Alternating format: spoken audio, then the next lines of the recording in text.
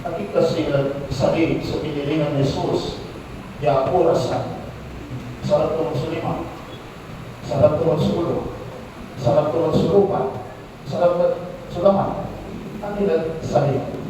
Awa? Dapat during the time of our Lord, sa isali, isang bulatan dapat kailangan. Dapat, ang kumatiso, kalsada, simento kalsada. Ang kumatiso, maros, marabok, mabato, mapitag, sudala.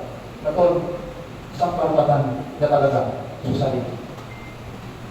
Antayon lang, yung lumaragos man.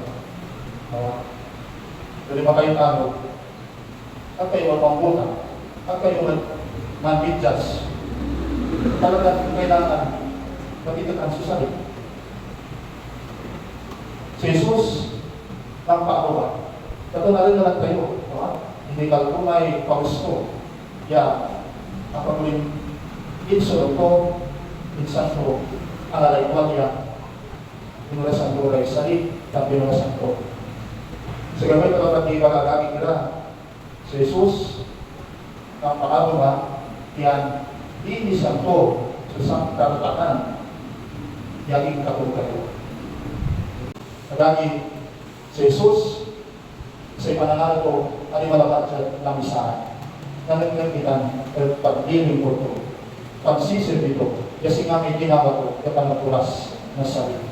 Kung tanong solusyon tayo, kasumpa tayong bigas sa gay, and bisa.